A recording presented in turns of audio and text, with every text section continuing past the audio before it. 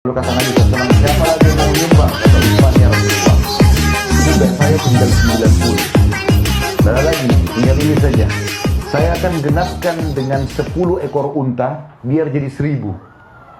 Kata Nabi SAW, bagus, sumbanglah. Sumbang. Kata Nabi SAW, setelah itu, tidak ada yang bisa menghalangi Utsman masuk ke surga setelah apa yang dia lakukan pada hari ini. Lalu Nabi bilang, waktu itu kebetulan Mujahid pada mau pergi nih, kan butuh air, isi kendi-kendi. Ada satu sumur punyanya orang Yahudi. Sumur ini oleh Yahudi dia tahu umat Islam butuh, dimahalin, dijual airnya. Maka kata Nabi SAW, siapa yang membeli sumur rumat namanya, dijamin baginya surga. Utsman nggak pakai nunggu, datang ke sana, datang sama Yahudi. Hai Yahudi, berapa kau mau jual? Orang Yahudi ini Bapak Ibu sekalian sebutin angka nggak masuk di akal. Sekarang pun tidak ada sumur semahal itu. Dia bilang 20.000 dinar emas. Kalau kita dalam rupiah 6 miliar, 5-6 miliar. Tidak ada sumur begini. Di yayasan kami gali sumur 10 juta, 12 juta sudah gali sumur. Sumur 6 miliar ini sumur apa gitu? Dia pikir Utsman tidak mau beli, sengaja gitu. Kata Utsman, saya beli, nggak pakai ditawar.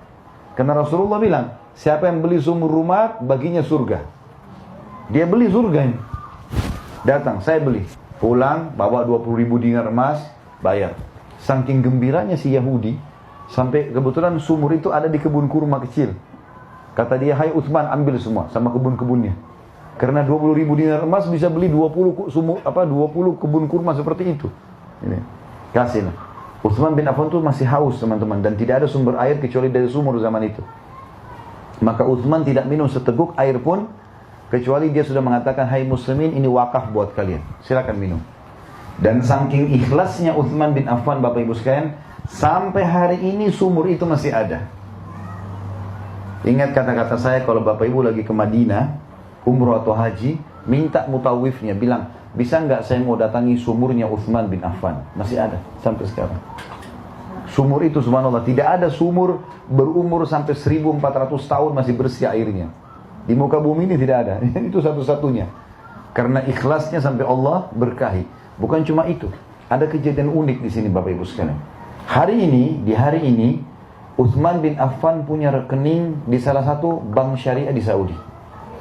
Utsman bin Affan, kira-kira di dalam kehidupannya Bapak Ibu, bisa nggak orang mati punya rekening?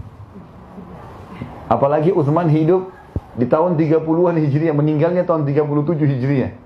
Sekarang 1438, 1401 tahun yang lalu ini ceritanya. Ya. Bagaimana ceritanya bisa punya rekening? Jadi rupanya waktu Utsman bin Affan beli sumur itu dan kebun kurma itu, kan dia wakafin buat umat Islam, silakan ambil buahnya, ambil airnya.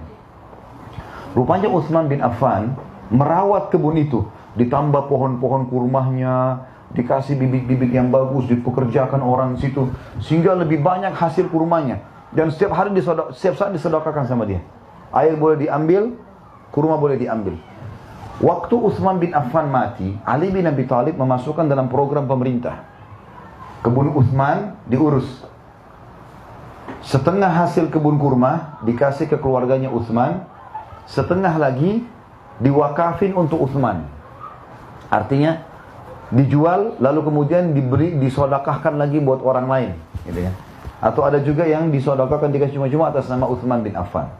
Khusus kurmanya, air sumurnya nggak ada masalah. Saya pernah lewatin sumurnya, bahkan pagarnya terbuka malam, orang bisa datang. Setiap saat bisa ambil air kalau mau minum ya. Yang jelas, Bapak Ibu sekalian, di zaman kerajaan Umayyah, yang setelah Ali bin Abi Thalib mati tahun 40 Hijriah, berdiri kerajaan pertama dalam Islam tahun 40 sampai 132 Hijriah.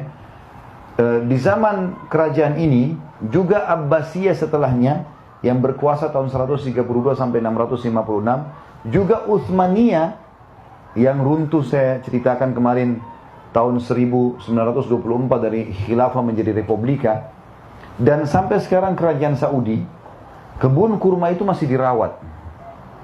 Dan uniknya, kebun kurma itu, kalau saya tidak salah ini ya, ini seingat saya, setengahnya masih dikasih kepada ahli waris, Ada juga kalau tidak salah saya dengar cerita, bahkan semuanya sudah tidak dikasih ahli waris.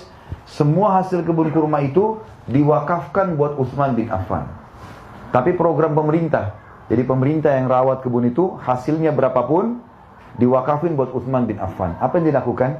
Dibukakan rekening atas nama Utsman, walaupun orangnya sudah mati, oleh pemerintah Saudi. Semua hasil kurma itu ditaruh di rekeningnya. Dan sekarang ada jumlahnya miliaran real. Jumlahnya besar sekali. Ya, saya tidak salah jutaan atau sampai sudah 1 miliar real. Besar sekali jumlah uang itu. Dan sekarang pemerintah Saudi membeli tanah yang ada di dekat Masjid Nabawi.